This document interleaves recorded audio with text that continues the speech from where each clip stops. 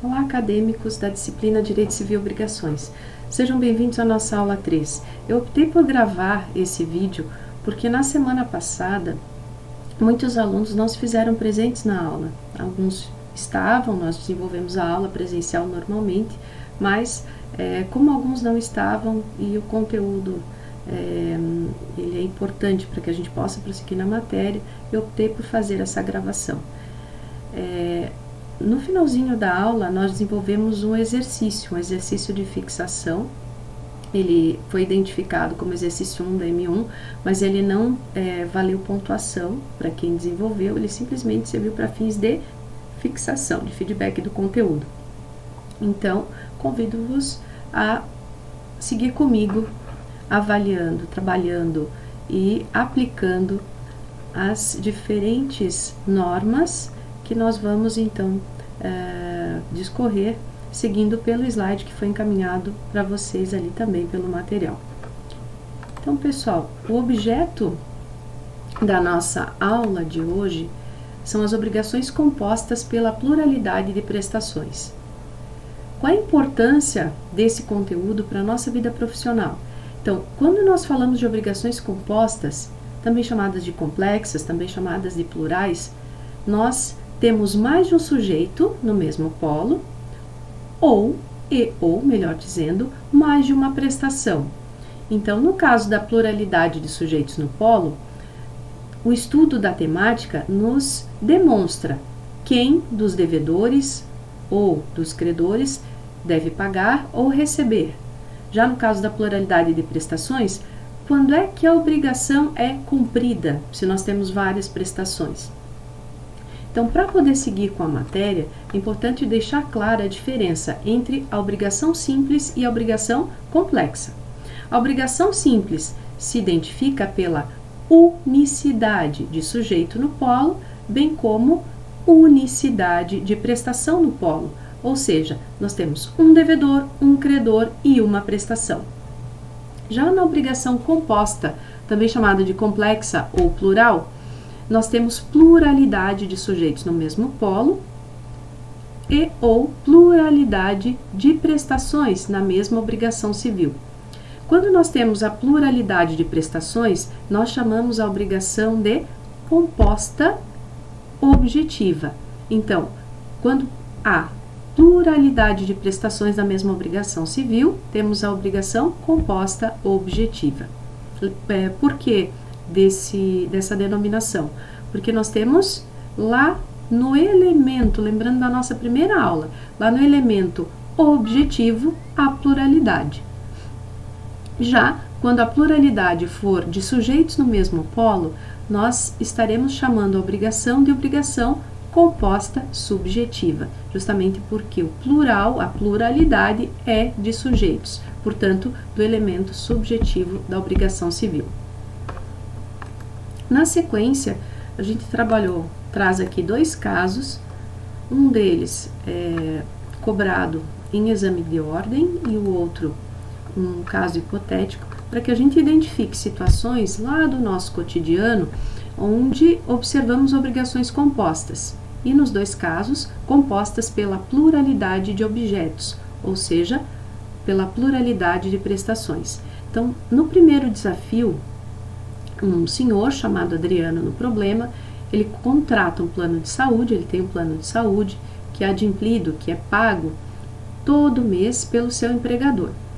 E aí ele foi diagnosticado com aneurisma na aorta abdominal e precisou passar por um procedimento cirúrgico de emergência. O que aconteceu? O plano de saúde não autorizou o procedimento cirúrgico, bem como não quis fazer a entrega da prótese para que seja feita a desobstrução da aorta. Então, nesse caso, o custeio da cirurgia e da prótese somaria R$40 mil. Onde nós temos a obrigação composta aqui. O plano de saúde, ele é devedor, enquanto o Adriano é credor, da prestação de fazer a autorização da cirurgia e entregar a prótese para que a cirurgia seja feita. Portanto, temos duas prestações. No outro caso, nós temos uma senhora chamada no problema de Lilian e deixou todo o seu patrimônio móvel guardado com a empresa Depósito Seguro. Então ela desenvolveu um contrato de depósito. Quando ela retornou, ela deixou lá os bens depositados porque ela foi morar no exterior e quando retornou foi buscar seus móveis de volta. Então, num contrato de depósito, o objetivo desse negócio é guardar, conservar e restituir os bens móveis assim que solicitados pelo depositante. Então, lá no desafio, no problema, eles estão arrolados todos os bens. Então, 2 jogos de sofá, uma mesa de jantar, armário de lavanderia, fogão, rack, enfim. Esses bens, além de arrolados no contrato, eles foram avaliados em R$50 mil. Então, o que ocorreu é que a Lilian voltou para o Brasil e quando foi lá resgatar os móveis, o que ocorreu, os bens que estavam no sistema não eram os mesmos do contrato. E ela ficou no impasse, não conseguindo retirar sua mobília. Em razão de ter que buscar um novo local para morar, ela acabou alugando um apartamento e se ela não fizer o uso e gozo do bem, ela arcará com uma multa de R$5 mil e também ela está pagando diária do hotel no importe de R$100. Então, nesse negócio, a empresa Depósito Seguro, ela é devedora da prestação de fazer a guarda, conservação e a restituição dos 2 jogos de sofá, mais da mesa de jantar, mais da geladeira duplex e assim sucessivamente. Portanto, nós temos ali várias prestações e todas deverão ser cumpridas pela empresa Depósito Seguro. Quando nós falamos em pluralidade de objetos, nós temos 2 espécies de obrigação civil, a obrigação cumulativa e a obrigação alternativa. Obrigação cumulativa é essa que nós estávamos conversando há pouco, naqueles 2 desafios anteriores. Então, obrigação cumulativa tem por sinônimo conjuntiva, é aquela onde todas as prestações deverão ser cumpridas para que exista pagamento. Nesse tipo, nessa modalidade de obrigação civil composta, nós vamos identificar sempre lá na cláusula contratual ou na norma legal, ou seja, onde o instrumento vem a identificar a obrigação cumulativa, sempre haverá a partícula e ou a partícula mais. Então, a prestação de entregar a prótese e fazer a autorização da cirurgia. No caso da guarda, do depósito dos bens, fazer a guarda e conservação dos sofás, da mesa, da geladeira, enfim, sempre com as partículas e mais associadas, conectadas, portanto, a cada prestação. Já na obrigação alternativa, entre as várias prestações previstas, apenas uma deverá ser cumprida. Essa prestação ela é cumprida após a escolha, que a gente já vai identificar o que é e quem faz. Um exemplo do nosso cotidiano de obrigação alternativa, que também é chamada de disjuntiva, é o contrato de seguro de um automóvel, no que tange, lá após o sinistro, optar a seguradora por substituir o carro ou por fazer o seu reparo. Então, nós vamos observar que nesses casos é a partícula ou que conecta as diferentes prestações. Então, a obrigação cumulativa, ali no curso do material, vocês vão observar que alguns exemplos a gente foi delineando ali no slide, inclusive jurisprudência. Embora a jurisprudência, a doutrina, acatem, acolham, apliquem a obrigação cumulativa, ela não tem regulamentação legal no Brasil, não tem previsão na lei de norma quanto ao seu cumprimento. Apenas a doutrina e a jurisprudência, os costumes, vão atuar no dia a dia aplicando a obrigação cumulativa, diferente da obrigação alternativa. Na obrigação alternativa, nós temos a previsão legal do artigo 252 ao artigo 256, que nos identificam o que fazer caso não possa ser feita a escolha. Então, seguindo ali já no slide 8, nós temos alguns exemplos delineados, além da questão do seguro, referente a obrigações alternativas do nosso cotidiano, e também uma jurisprudência do nosso Tribunal Catarinense aplicando a obrigação alternativa. Então, para entender a obrigação alternativa, vamos partir da seguinte situação. Houve um arrendamento rural, ou seja, o aluguel de uma área para fins de extrativismo, plantio, portanto agricultura ou pecuária. Extrativismo de madeira, pecuária ou agricultura. E aí o pagamento da renda, ou seja, do aluguel pelo inquilino, pelo arrendatário, foi combinado que a cada ano o pagamento do aluguel se daria mediante a entrega ou de safra agrícola ou valor em dinheiro. A obrigação alternativa, ela se identifica até o momento de escolher se será cumprida a primeira prestação, ou seja, a entrega da safra, ou a entrega do dinheiro. Após a escolha, vai se regulamentar como obrigação de dar, fazer ou não fazer, dependendo da modalidade da prestação, quanto ao conteúdo que aí for escolhida. Portanto, toda a temática discutida do 252 ao 256, ela diz respeito ao momento anterior à escolha, ou seja, enquanto a obrigação ainda é alternativa. Começando então pelo caput do artigo 252. No caso do nosso exemplo do arrendamento, o inquilino deve, uma vez por ano, vamos dizer que o contrato foi formalizado para vigir por 20 anos. E eles, dentro dos 20 anos, a cada ano, fazem o pagamento do aluguel em X quilos de safra agrícola ou valor em dinheiro. Então, safra agrícola batatas, ao plantio de batatas, então, 50 mil sacas de batata ano ou o valor de 30 mil reais referente ao pagamento do aluguel. Quando eles formalizam o contrato, então eles já prevêem a opção de cumprir de um ou de outro modo. Nesse caso, o inquilino deve a renda, deve o aluguel todo ano ao senhorio, ao locador. Eles podem prever no contrato que quem escolherá qual das prestações será cumprida vai ser o próprio devedor, ou seja, o inquilino, no exemplo, o credor, o locador, um terceiro, ou ainda que deverá se dar pelo acordo das partes. Às vezes, esquecem de prever quem vai escolher, quem vai optar pela prestação a ser cumprida. Nesse caso, quem escolhe? A pessoa do devedor. E essa informação vem regulamentada no artigo 252 caput. O que dispõe o artigo 252? Nas obrigações alternativas, a escolha cabe ao devedor se outra coisa não se estipulou. Então, se foi omisso o contrato na sua obrigação dizendo quanto a quem fará a escolha, é o devedor da obrigação que escolhe.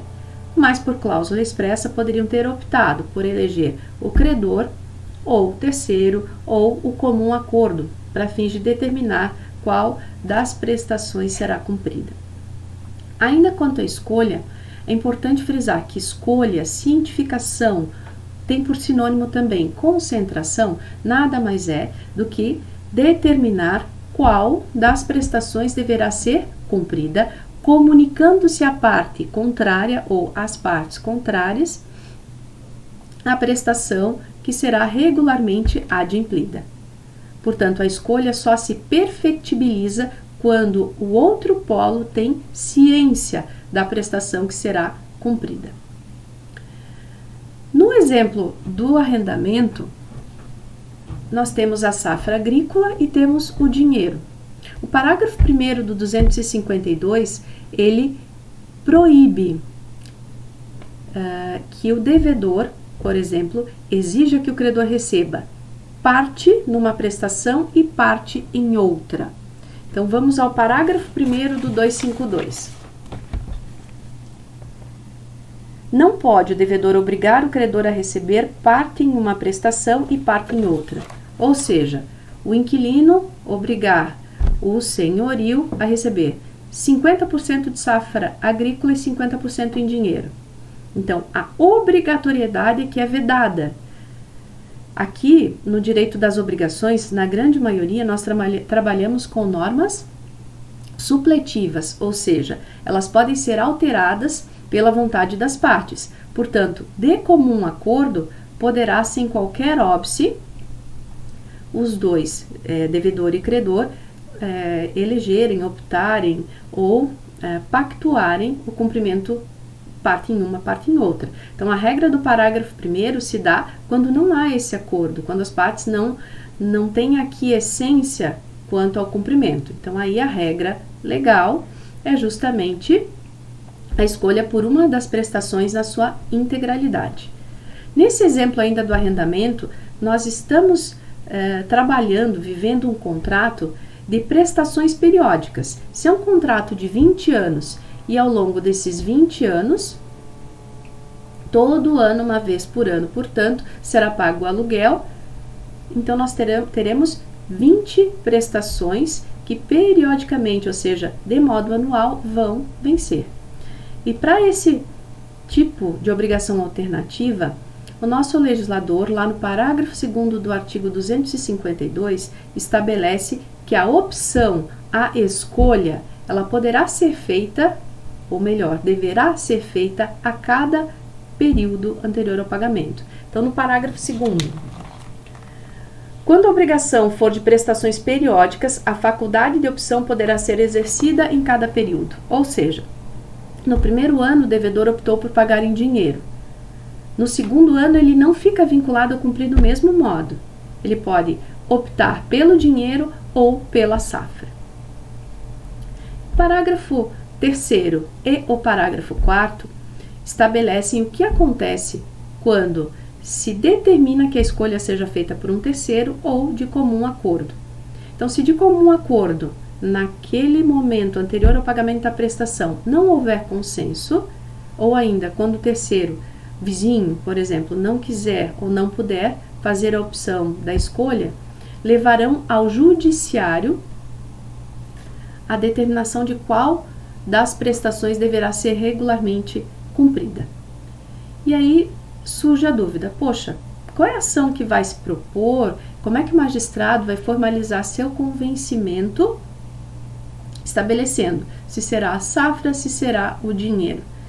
Então, ele pode, a ação proposta seria uma ação declaratória, para que se faça essa opção, se faça a escolha, ok? Então, uma ação para declarar a escolha passível de cumprir a obrigação alternativa, ou como requisito de cumprir a obrigação alternativa. O magistrado, ele pode optar pelo seu livre convencimento, identificando, olha, acho mais interessante pela questão de mercado que o pagamento seja feito em dinheiro, ou ele pode optar pelo pagamento em safra. Mas se no desenvolvimento da sua racionalização ele ainda fica em dúvida, o legislador resguarda lá no 817 do Código Civil o uso do sorteio. Então, o magistrado pode designar uma audiência estabelecendo os critérios de sorteio das duas prestações e convocando todas as partes e seus advogados para que ali seja feito sorteio, determinando-se qual das prestações deverá ser regularmente cumprida. Na sequência, nós temos ali uma jurisprudência do nosso Tribunal de Justiça envolvendo a obrigação alternativa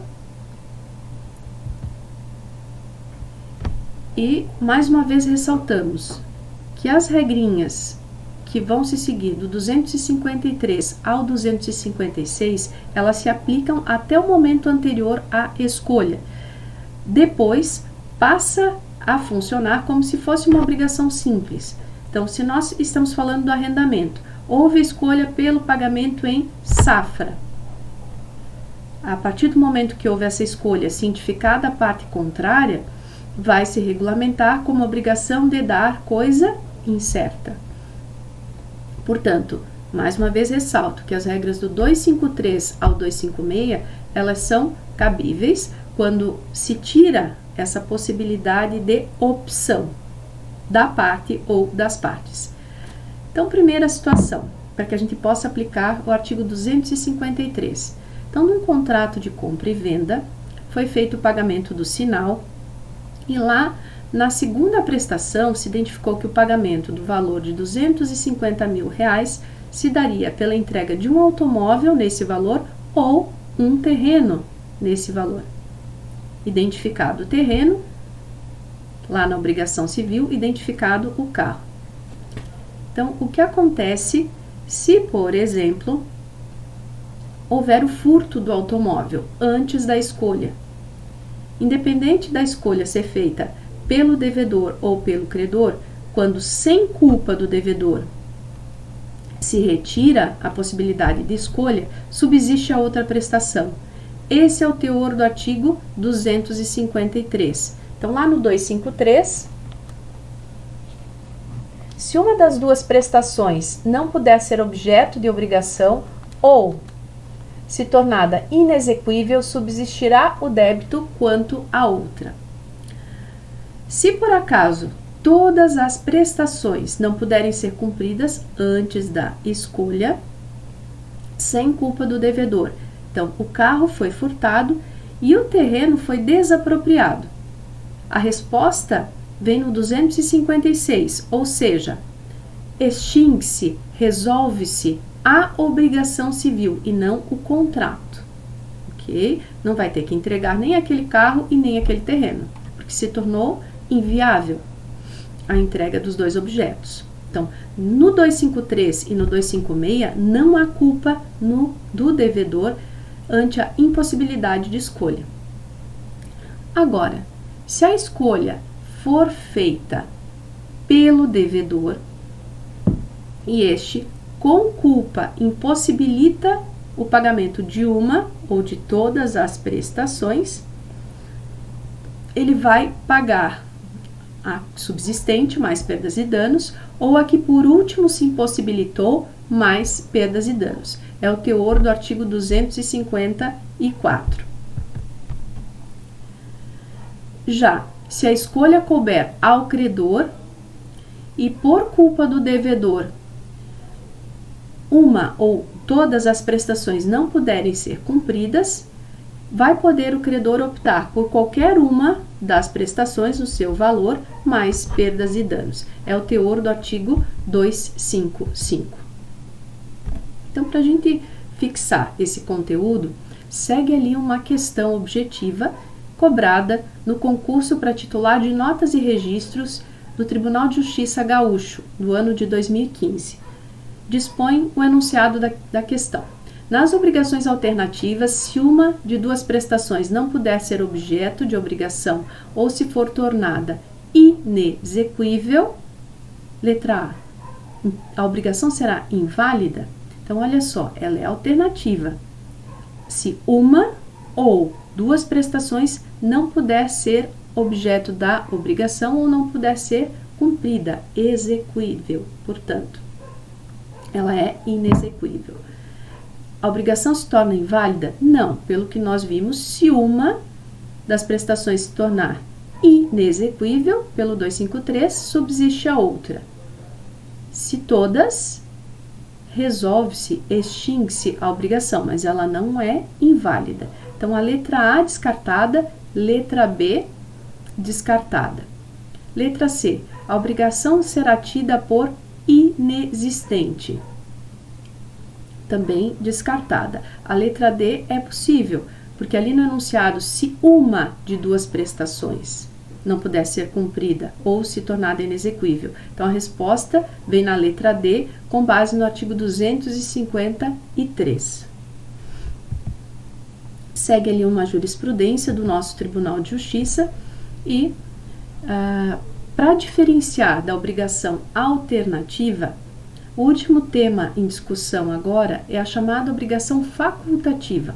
A obrigação facultativa é uma obrigação simples, portanto, ela tem uma prestação, só que lá no parágrafo da cláusula que prevê essa prestação, se dá a opção do devedor cumprir de um outro modo, um modo que melhor lhe aproveite.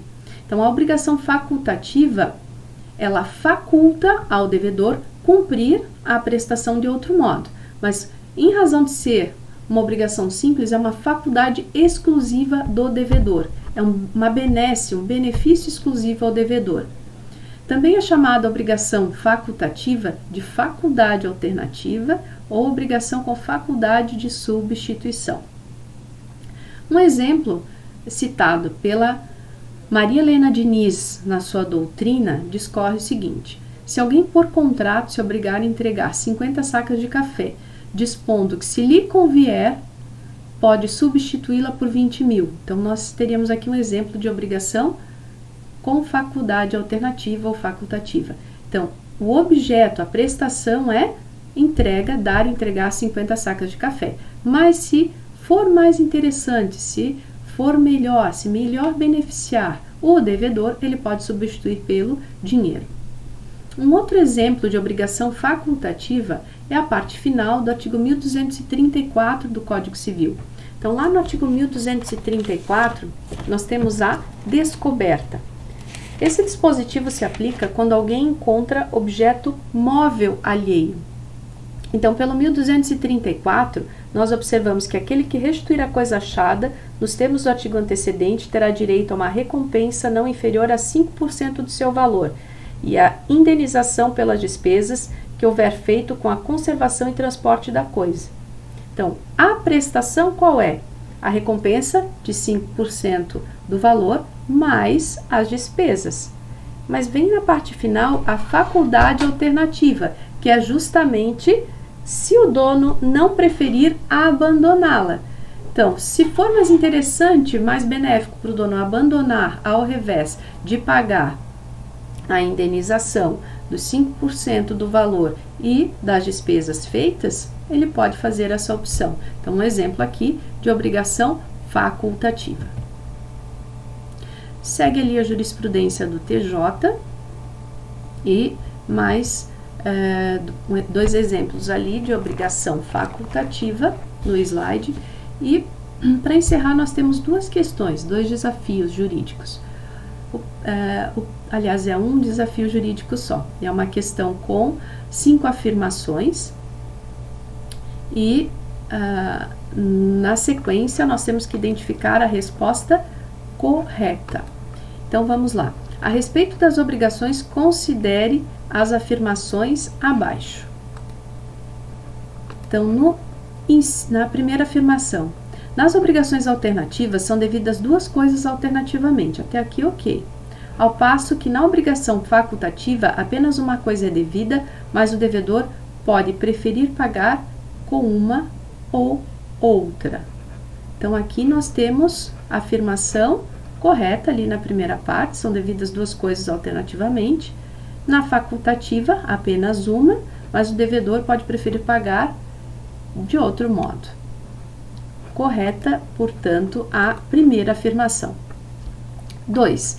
A prestação de entregar uma quantidade indeterminada de barris de petróleo é um tipo de obrigação de dar coisa incerta. Então, aqui a gente observa uma boa pegadinha de concurso, né?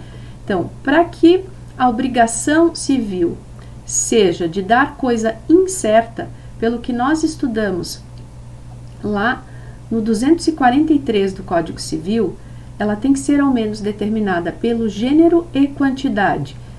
A afirmação 2, ela discorre que é uma quantidade indeterminada. Portanto, eu não terei aqui coisa incerta. Então, a afirmação 2, descartada.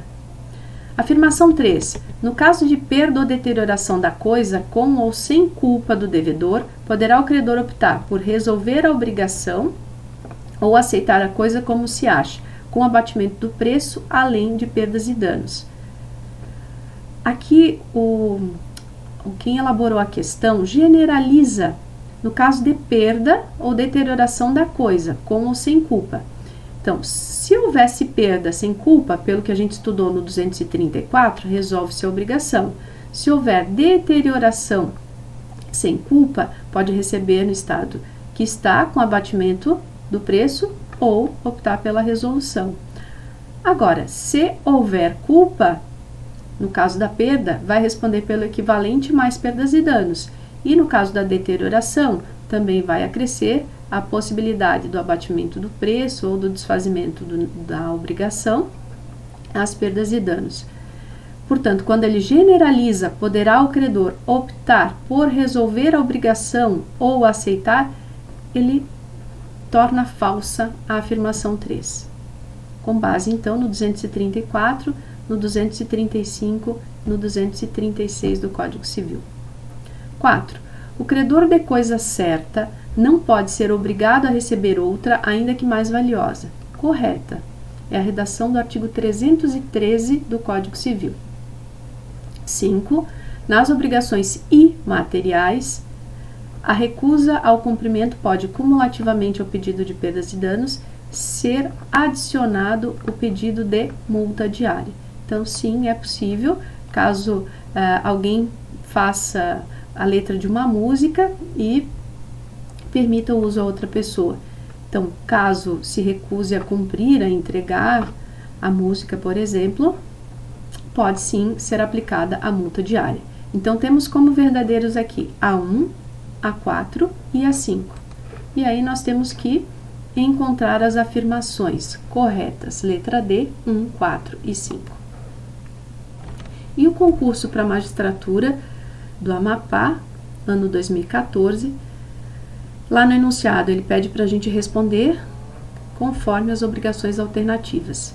A resposta ali selecionada a gente já sabe que é a letra B. A escolha cabe ao devedor se outra coisa não se estipulou, não podendo, porém, obrigar o credor a receber parte em uma prestação e parte em outra.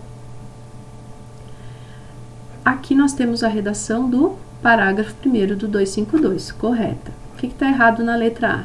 Não poderá haver pluralidade de optantes, cabendo a escolha a apenas uma pessoa. Se nós lembrarmos do parágrafo 3º, é possível, no 252, a pluralidade de optantes.